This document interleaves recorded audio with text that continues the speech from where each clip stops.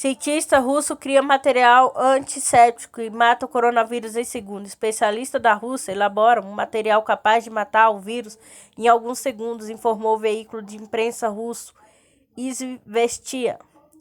O Serviço Federal de Defesa dos Direitos dos Consumidores Bem-Estar Humano da Rússia confirmou características protetoras do material e sua segurança para a saúde humana, conforme a mídia. O novo material, designado como Ionit, é um antisséptico de tecido não têxtil, foi apresentado por especialistas da empresa Zdorovie Natsy. Ao invés de máscara e outros itens de proteção individual, ele não apenas impede a penetração de partículas do vírus, mas a inativa completamente durante a fabricação do Ionit. O especialista adiciona um componente especial para elasticidade da fibra de viscose para durabilidade. Plantamos moléculas orgânicas ativas na estrutura do material. Esses fragmentos desativam, ou seja, destroem o vírus e a bactéria quando este atinge a superfície do material, explicou o diretor de desenvolvimento da empresa, Maxim Yakovlev. De acordo com as suas palavras, o tecido retém a bactéria e o vírus, segurando ao mesmo tempo, não dificulta a respiração. Durante os estudos em uma entidade do Ministério da Defesa, os cientistas colocam diversos vírus sobre o material, checaram sua estrutura de 15 a 30 a 60 minutos, verificou-se que o SARS-CoV-2 foi inativado em apenas um segundo após seu contato com Ionit.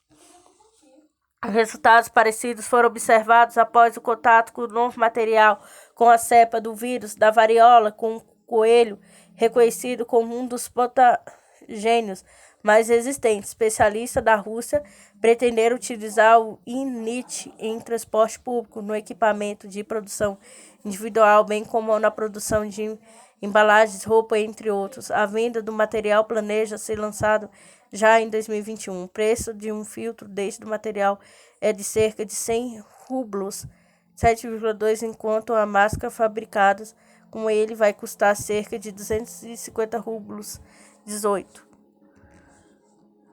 Caixa distribuirá 8,1 bilhão em lucros do FGTS até fim do mês.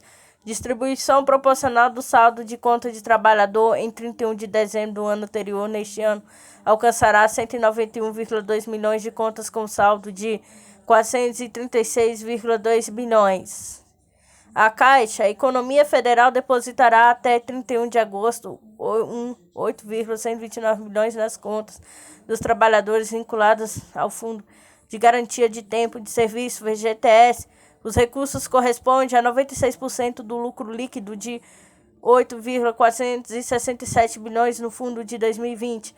De acordo com o Ministério do Trabalho e Previdência da Economia, essa distribuição oferecerá ao trabalhador um ganho real de 0,4% diante de uma inflação de 4,52% em 2020. O objetivo é, além de preservar o poder de compra dos cotistas, incentivar a manutenção de recursos sob as contas vinculadas do FGTS, ao ser mais atrativo aos trabalhadores brasileiros, especialmente aqueles que optaram por migrar para a modalidade de saque aniversário, por meio da qual é facultada a movimentação de uma parcela de saldo anualmente no mês de aniversário do trabalhador.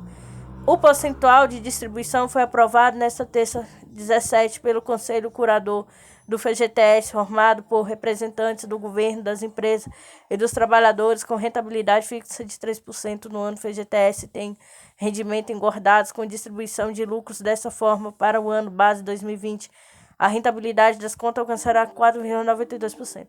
Os trabalhadores poderão consultar o valor de crédito de distribuição dos lucros a partir de 31 de agosto no aplicativo do site FGTS. Feita desde 2017, a distribuição ocorre de forma proporcional ao saldo da conta do trabalhador de 31 de dezembro do ano anterior. Quanto maior saldo, maior lucro recebido. Neste ano, ele alcançará cerca de 191,2 milhões de contas que acumulavam o saldo de 436,2 milhões no fim de 2020.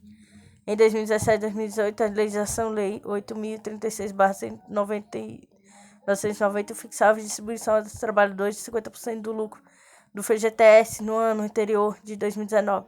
O Congresso aprovou a distribuição de 100% do lucro na lei que criou a modalidade de saque aniversário, mas o presidente Jair Bolsonaro vetou o artigo e o percentual passou a ser aprovado a cada ano pelo Conselho Curador. No ano passado, o FGTS distribuiu cerca de 7,5 milhões aos trabalhadores, que equivale a 66,2 milhões do lucro de 2019. O pagamento de parte dos ganhos do FGTS não muda as regras de saque. O dinheiro do FGTS só poderá ser retirado em condições especiais, como aposentadoria, demissões, compra da casa própria, doença grave que aderiu ao saque aniversário. Pode retirar uma parte do saldo até 2 meses após o mês de nascimento, mas perder direito ao pagamento integral do fundo no caso de demissão sem justa causa. A ANEEL estima que a tarifa de energia pode subir em média 16,68% no próximo ano. O governo federal terá que lidar com pressão de contas de luz durante a corrida eleitoral, quando o presidente Jair Bolsonaro pode tentar as reeleições.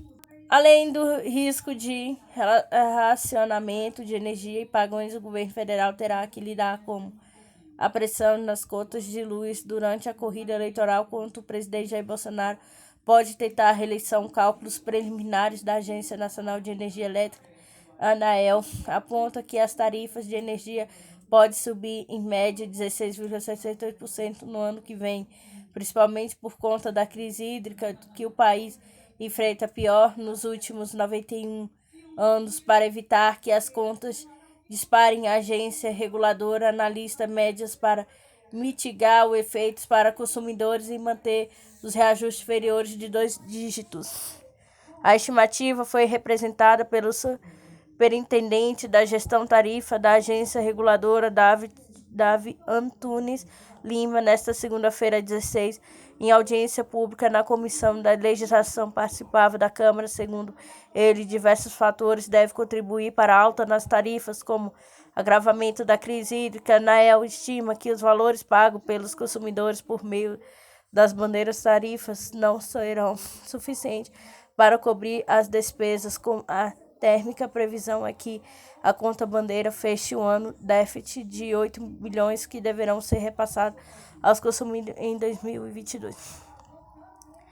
Peçam também os custos das medidas aprovadas pela Câmara de Regras Excepcionais para a Gestão Hidroenergética, CREG, que somaria entre 2,4 bilhões e 4,3 bilhões, segundo a ANEEL, e alta do dólar que impacta o valor da energia de Itaipu, Banacional, e reajuste de contratos antigos de 17 distribuidoras atreladas à IGPM também deve pressionar as tarifas de junho de 2020 e junho de 2021, indicado subiu 35,75%.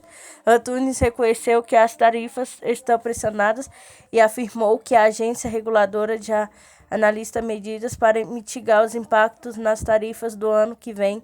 A meta que a ANEEL tem esse ano, que logo depois da pandemia, um ano bastante difícil, tanto pelo ponto de vista do consumidor, quanto do ponto de vista da crise energética, e busca reajustes tarifários inferiores 2 dígitos, disse. Na tentativa de atuar os reajustes, a agência estuda uma série de medidas, entre elas antecipar para 2022 o aporte de recursos da privatização da Eletrobras para reduzir os cargos pagos pelos consumidores, que somariam 5 bilhões, postergar novamente o pagamento da parcela de remuneração dos distribuidoras. Com essas medidas adicionais, a gente prevê um imposto, isso é uma previsão ainda de 10,73% na conta, ao invés daqueles 16%, mas ainda estamos estudando medidas adicionais para poder reduzir esse impacto tarifário que está muito agravado, principalmente por conta da crise, afirmou. Neste ano, a agência reguladora aplicou diversas ações para segurar os reajustes, como o uso de créditos tributários cobrados indevidamente nos últimos anos para abater tarifas e adiantamento de indenização que deveriam ser pagas e transmissoras, segundo os dados apresentados pelas superintendentes, considerando algumas distribuidores. Reajuste médio previsto inicialmente era de 21,57%, mas a aplicação das medidas reduziu o efeito médio para 7,85%. A ANEEL é muito sensível em relação à tarifa de energia elétrica. Fazemos esforço muito grande para tentar atenuar esse impacto tarifário, afirmou. A LERJ discute a PEC da reforma administrativa que tramita no Congresso Nacional. O texto modifica a organização da administração pública, propõe o fim da estabilidade aos serviços públicos, altera as regras para a ocupação de cargos de finança.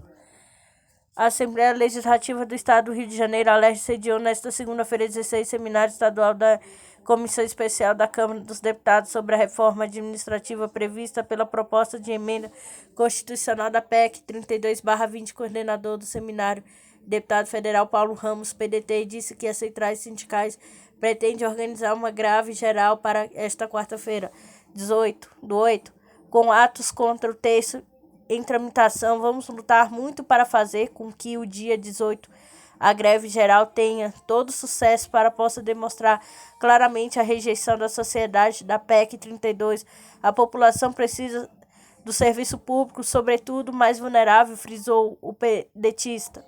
Em setembro de 2020, o governo federal enviou a PEC ao Congresso Nacional. O texto modifica a organização da administração pública, propõe o fim da estabilidade aos servidores públicos, altera as regras para ocupação de cargos de confiança. Vice-presidente Central Única dos Trabalhadores, CUT, Rio de Janeiro, Maria Eduarda Queiroga, antecipou que o ato do dia 18 contará com a participação de sindicatos diversos. Essa PEC prevê uma prática antissindical que proíbe o servidor de pressionar uma negociação com a utilização da grave. Isso gride gravamente os nossos direitos. Vamos brigar para que eles sejam mantidos, afirmou. Segundo a nota técnica elaborada pela Consultoria de Orçamento, Fiscalização e Controle da CONOF do Senado Federal, caso o texto seja aprovado, serão disponibilizados cerca de 207,3 mil vagas para o cargo que hoje são ocupados exclusivamente para servidores. Para Paulo Ramos, desmontes do serviço público já vem acontecendo, é a PEC grava este cenário. A proposta é o resultado final de carro. Eles querem transferir uma iniciativa privada a gestão de praticamente os serviços públicos, que não podemos aceitar, afirmou. Os parlamentares informou que foram convidados para o debate em instituição que defende a aprovação da PEC, mas os representantes não comparecem. O ideal seria que houvesse um debate também com a presença da parcela que se diz apoiadora em emenda, mas existe uma intimidação ou uma irresponsabilidade de quem defende a PEC para não ter comparecido, argumentou. Para Ramos, ainda disse que essa reunião era um ato oficial da Comissão Especial da Câmara para que o projeto fosse amplamente debatido em diversos estados antes de ser votado em Brasília. Deputado da LERJ, segundo o presidente da Comissão de Ciência e Tecnologia, deputado Valdec Carneiro, PT, inchaço da máquina pública não está ligada ao servidor público. Temos dados oficiais que comprovam que os gastos públicos maior com juros é a amortização da dívida, não se com os servidores. Queremos um Estado que garante os direitos da população. Se essa PEC for aprovada como está, é ao cidadão que vai sair no prejuízo, disse ele. Ainda lembrou que, segundo o ministro do Planejamento, de 1991 a 2015, o número de servidores no país só cresceu 8%, com a porcentagem irrisória perto do crescimento da população, concluiu o parlamento. Presidente da Comissão da Saúde, deputada Marta Rocha, PDT, lembrou que a denúncia importante de desvio no governo federal vieram de servidores concursados, que o governo que inviabilizou serviços públicos com eficiência e tornar o Estado menos democrático. As denúncias quanto aos desvios de recursos da vacina foram feitas por servidores que tinham sua estabilidade assegurada e garantidos os seus direitos. Se não fosse isto, talvez as ações ainda estivessem encobertas, contextualizou. Para o presidente da comissão, a mulher da LERJ, deputada enfermeira Rajane, PCdoB, A PEC é um ataque à classe trabalhadora. Essa reforma visa retirar de direitos conquistados para os trabalhadores ao longo dos anos, afirmou o presidente da Comissão da Educação da Casa. O deputado Flávio Serafini, PSOL, frisou que a população precisa estar preparada para ir às ruas contra a PEC. Estamos vivendo uma agenda autoritária, o parlamento vai resistir, mas a população também precisa se movimentar a ocupar as ruas. O judiciário com déficit.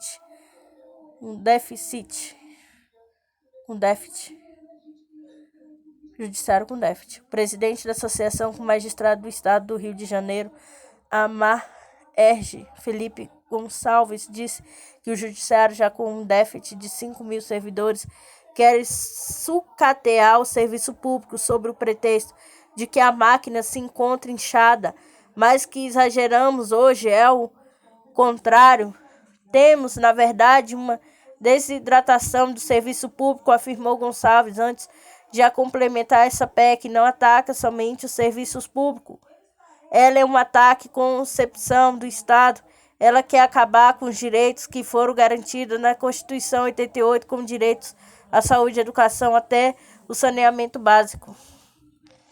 Talibã promete paz e direito das mulheres sobre o Islã. Famílias que tentam fugir do país no aeroporto devem voltar para casa e nada acontecerá com elas, disse líderes do grupo em entrevista coletiva. Talibã afegã disse nesta terça-feira 17 que quer relações pacíficas com outros países e respeita os direitos das mulheres dentro da estrutura da lei islâmica. Na primeira coletiva de imprensa oficial desde tomada de choque de Cabul, nos anúncios do Talibã, com poucos detalhes, mas sugerindo uma linha mais abranda do que durante seu governo há 20 anos vieram, enquanto os Estados Unidos, aliados ocidentais, evacuavam diplomatas civis no dia seguinte. As cenas de casas do aeroporto em Cabul, enquanto afegãos lotavam no campo de aviação. Enquanto ocorre para a evacuação, potências estrangeiras estão avaliando como responder às mudanças na situação no terreno depois que as forças afegãs derreteram em apenas alguns dias, como que muitos previram como provável desmoronamento rápido dos direitos das mulheres. Durante seu governo, em 1996-2001, também guiado pela lei islâmica, o Sharia Talibã impediu as mulheres de trabalhar e aplicou punições, incluindo apedrejamento público. As meninas não podiam ir à escola, as mulheres tinham que usar burcas que cobriam tudo para sair. Não queremos nenhum inimigo interno ou externo, disse o principal porta-voz do movimento. As mulheres terão permissão para trabalhar e estudar e serão muito ativas na sociedade, mas dentro da estrutura do Islã, acrescentou. O Jaid disse que Talibã não buscará reabilitação com ex-soldados e membros do governo apoiado pelo Ocidente, acrescentando que o movimento está concedendo anistia para ex-soldados do governo afegão, bem como contratados os tradutores que trabalharam para as forças internacionais. Ninguém vai machucar você, ninguém vai bater em suas portas, disse ele, acrescentando que havia uma enorme diferença entre o Talibã para 20 anos atrás. Ela também disse que as famílias que tentam fugir do país no aeroporto devem voltar para casa, nada acontecerá com elas. Resistência. O tom conciliador de Mujahid contrastou fortemente com comentários do primeiro vice-presidente afegão, Amur al-Saleh,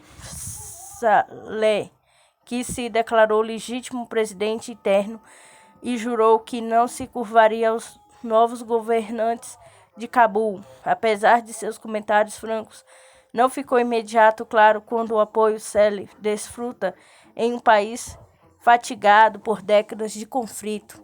Secretário-geral da OTAN, Jens Stoltenberg, disse que Talibã deveria permitir que todos aqueles que desejassem deixar o país partissem, acrescentando que o objetivo da organização é ajudar a construir um Estado viável no Afeganistão.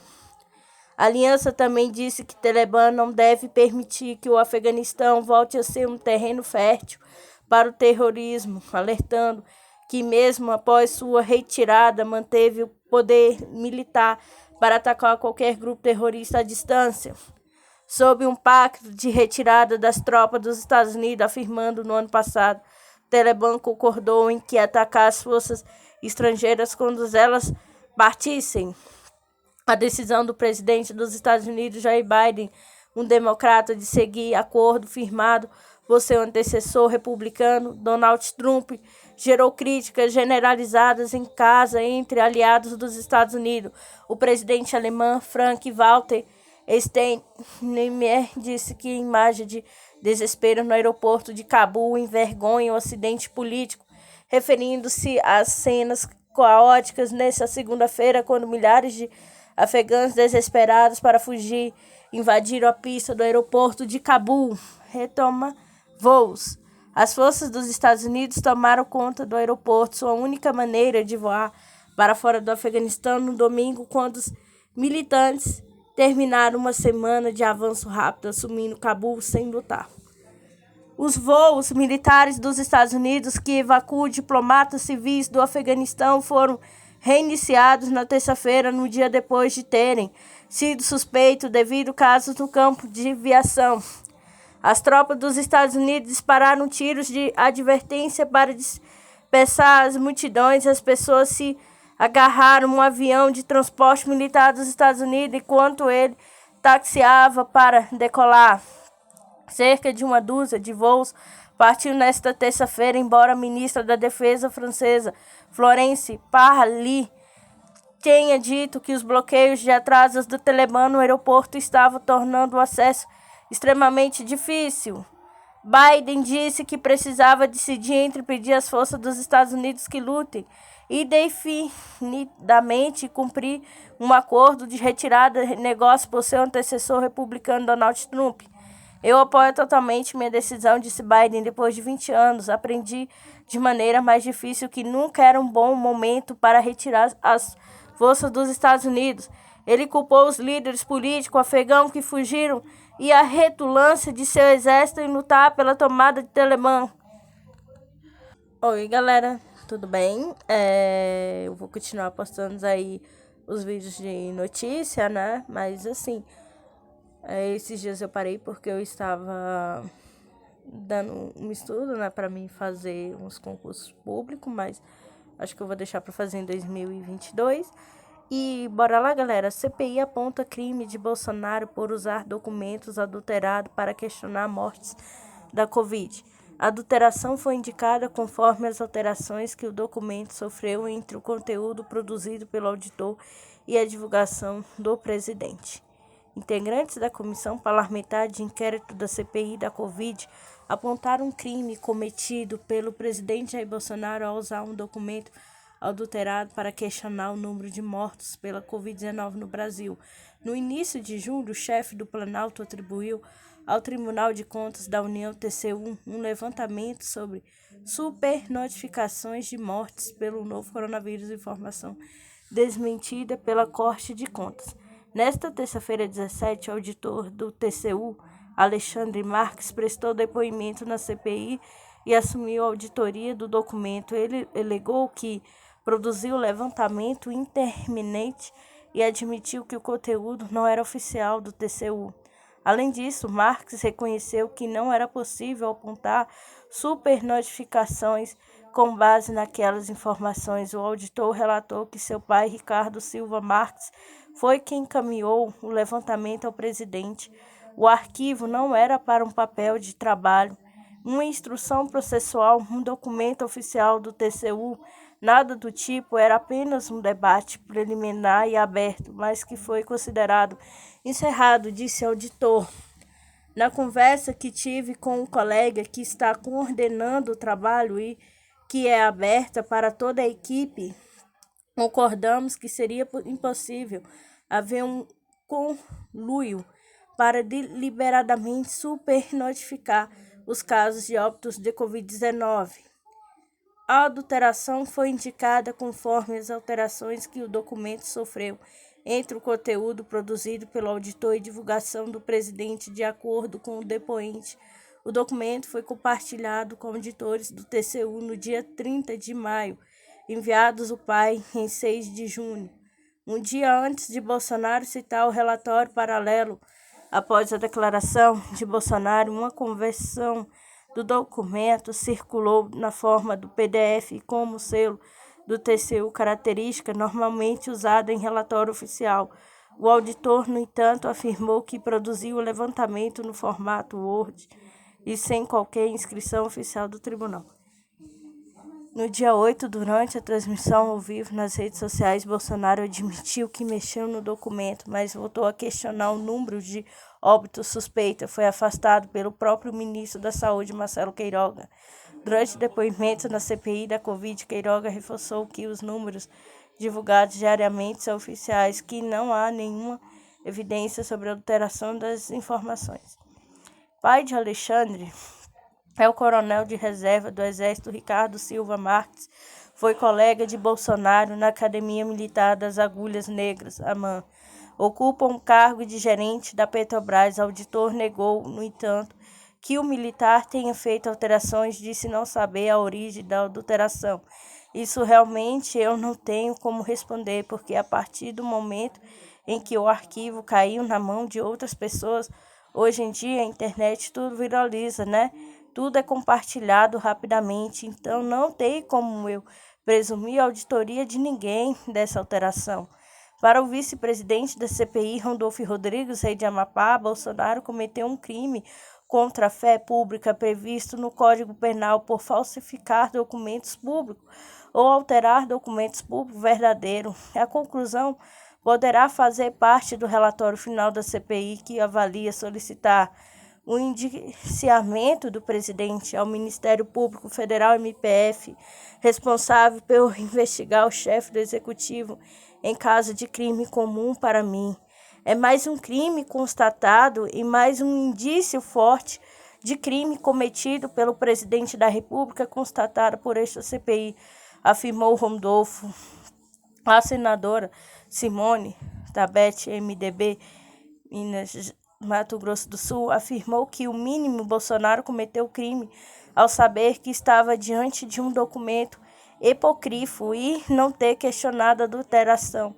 Para ele, além do crime comum, também há indício de falta de decoro, conduta que se encontra como crime de responsabilidade, ou seja, motivo para o impeachment. Ele tinha que, no mínimo, perguntar para o seu entorno: quem é que fez isso? Quem é que manipulou esse documento privado e transformou falsamente em um documento público?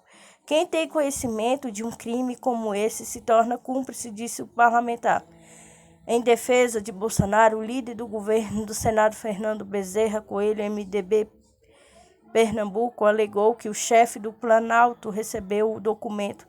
Levantou os questionamentos justamente porque o número de mortos está diretamente relacionado às regras para o envio de recursos financeiros, Estado e município. O presidente da República, assim como milhares de pessoas, veículos de comunicação tiveram acesso ao referido documento, já que estava em domínio público, declarou Bezerra, para quem a CPI deveria apontar a supernotificação dos casos.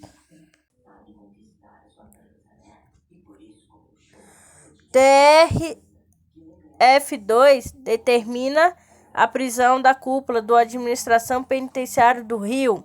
O secretário Rafael Montenegro, subsecretário de Wellington Nunes da Silva, e o superintendente operacional Sandro Farias Jimenez foram presos pela PF.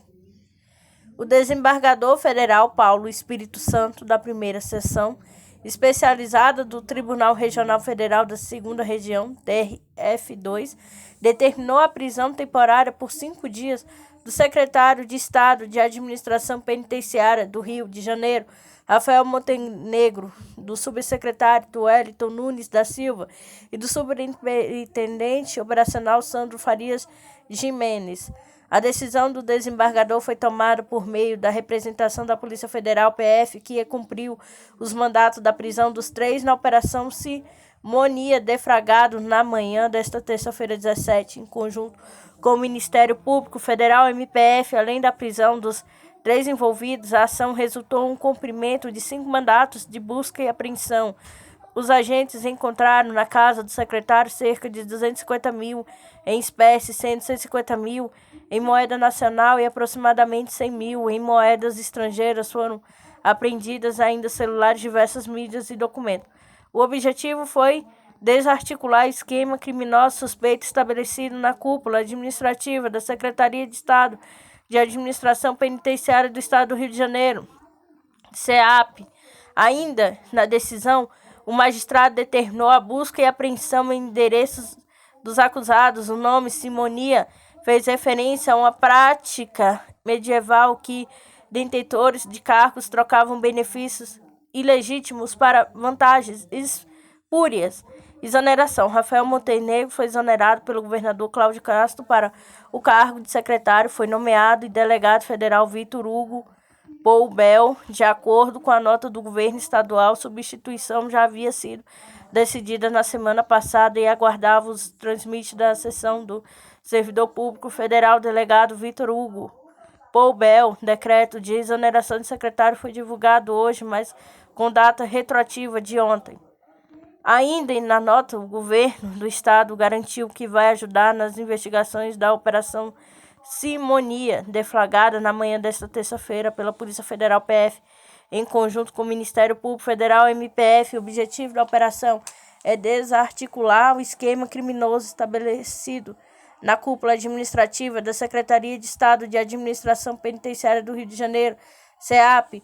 O governo se compromete a auxiliar no aprofundamento das apurações. Nesta manhã, o governador falou com o ministro da Justiça, Anderson Torres, colocando o Estado à disposição, reforçando que o governo é o mais interessado no esclarecimento dos fatos da operação, conforme a PF. A investigação desenvolvida em conjuntos com MPF e o Departamento Penitenciário Federal, DEPEN, demonstrou a existência de negociações espúrias entre a cúpula da SEAP Rio de Janeiro, a liderança da facção criminosa de origem fluminense, mas com atuação internacional no tráfico de drogas. Segundo a polícia, os agentes públicos realizavam diversas diligências para viabilizar o retorno de criminosos custodiados da Penitenciária Federal de Catanduvas, no Paraná, para o estado do Rio de Janeiro. Os servidores frequentavam a entrada de pessoas e itens proibidos em unidades prisionais estaduais, inclusive realizando soltura irregular de criminosos de altíssima periculosidade contra quem havia subidamente mandados de prisão pendentes de cumprimento. A investigação aponta ainda que os desvios cometidos pelos investigados foram praticados em troca de influência sobre os locais de domínio desse traficante e outras vistagens ilícitas. Cerca de 40 policiais federais participaram da ação de hoje, além dos 3 mandatos de prisão temporária, transformando em uma preventiva pelo desembargador federal Paulo Espírito Santo. Os agentes cumpriram 5 mandatos de busca e apreensão, todos foram expedidos pela TRF2. Além da capital, os mandatos foram cumpridos no município de Nova Iguaçu, Duque de Caxias, Embaixada Fluminense. As investigações seguido a TRF2 indicaram que a atuação de Rafael Montenegro e dos outros envolvidos possibilitava que os integrantes da facção criminosa continuassem comandando com a maior facilidade suas atividades criminosas de dentro da cadeia, ao passo pelo eles que presos teriam uma trégua em determinadas atividades criminosas, a fim de que prevalecesse perante a sociedade e autoridades de segurança pública uma falsa sensação de tranquilidade social. O tribunal informou, conforme a PF, que há também suspeitas de que os investigados supostamente negociassem pagamentos de propina, já que teriam realizado tratativas com advogados de traficante Massinho VP, mantido no Presídio Federal de Catanduvas, Pará, e com defensor de outras custódias para transferi-lo para a capital fluminense. Para o desembargador federal Paulo Espírito Santo, as buscas e apreensão era necessária para a reunião de provas dos crimes apontados, que incluem falsidade ideológica, prevaricação e advocacia administrativa, aprofundamento das investigações com uma colheita da maior quantidade de elementos probatórios possível fazer-se absolutamente necessário para desbaratar a possível estrutura criminosa enraizada no âmbito de Secretaria da Administração Penitenciária do Estado do Rio de Janeiro, cujo objetivo, em tese, é facilitar a prática do crime, como mais desvatou a cidade nas últimas décadas, acusando milhares de mortes ao longo de todos esses anos, completou no despacho. Para o Procurador Regional da República, Carlos Aguiar, os órgãos responsáveis pela segurança pública agiram logo que foi identificado o movimento interno da cúpula da administração penitenciária para realizar o acordo ilícito com integrantes da organização criminosa.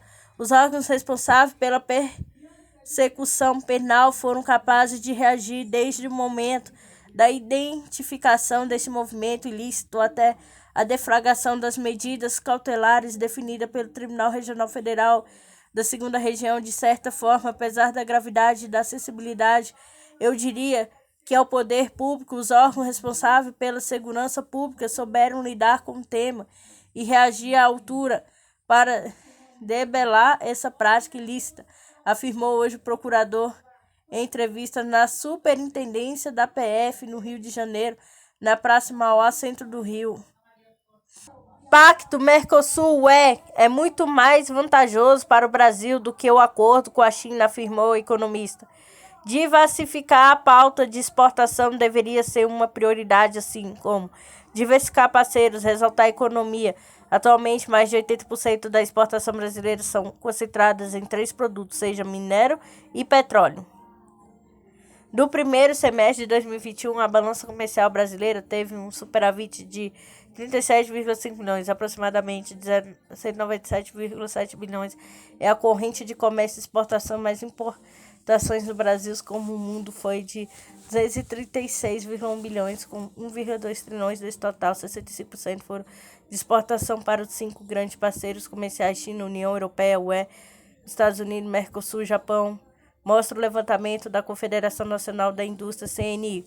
A China deslocou a UE como destino de exportação brasileira, tornando-se, desde 2019, a principal mercado externo do Brasil e também a origem das importações do país. No primeiro semestre de 2021, o país asiático foi destino de nada menos de 35% dos produtos brasileiros vendidos no exterior.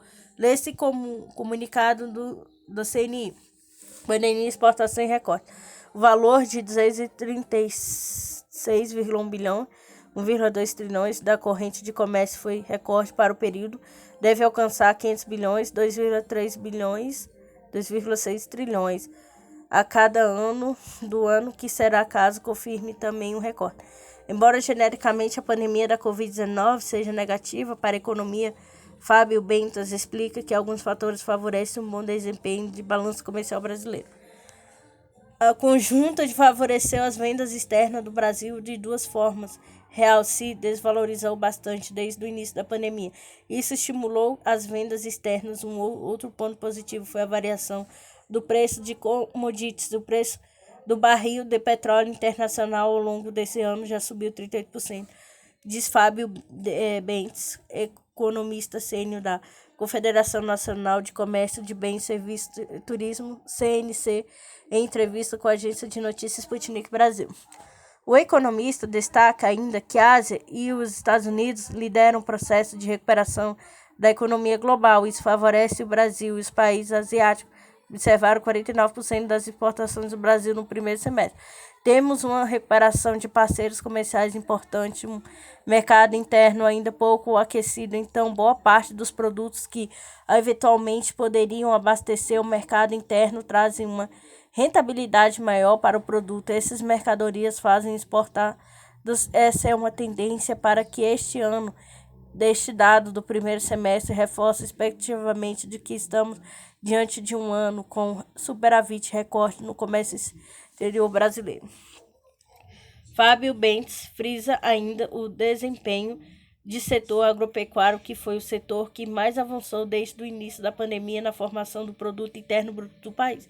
De fato, a exportação do agronegócio do Brasil atingiu 11,29 bilhões e 59,5 bilhões em junho, alta de 15,8% em relação ao mesmo mês do ano passado. Dessa forma, o agronegócio contribuiu com participação de 42,2% na exportação total do Brasil em junho, informou o ministro da Agricultura.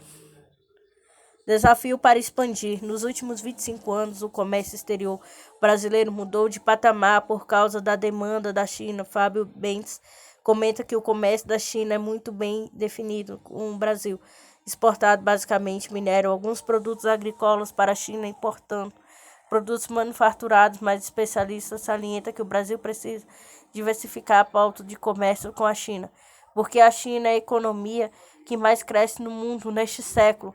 O país está em processo de enriquecimento.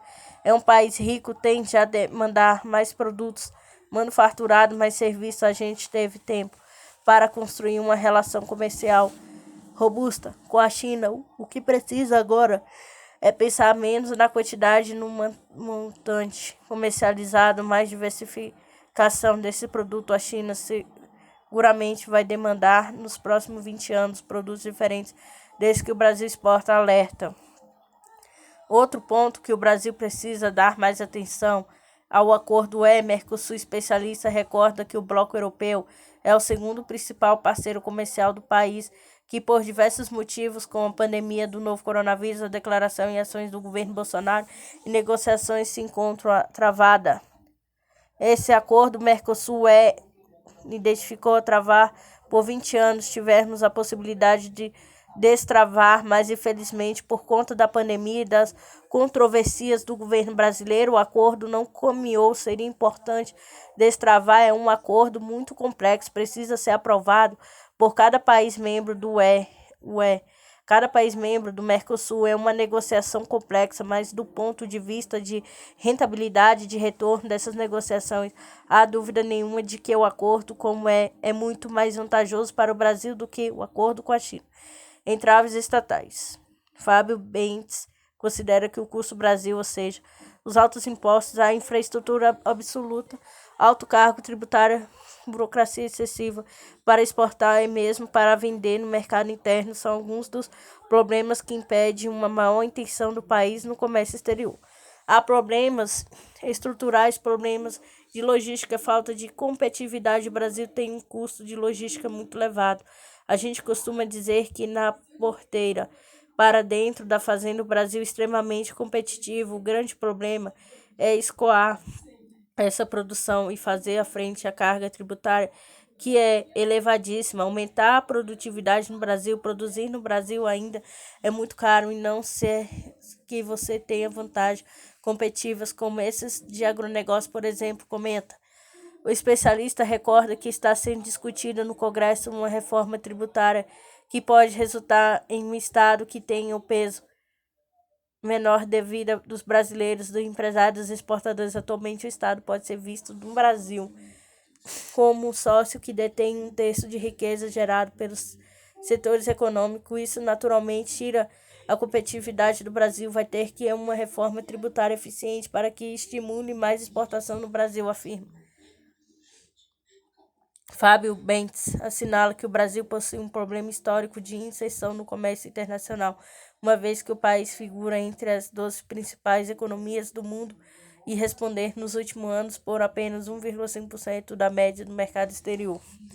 O Brasil ainda é um país fechado, não por força de lei, mas força de uma certa ineficiência nas nossas construções internacionais. Importar no Brasil é muito caro, exportar também é caro. Isso dificulta muito o desenvolvimento do nosso comércio exterior.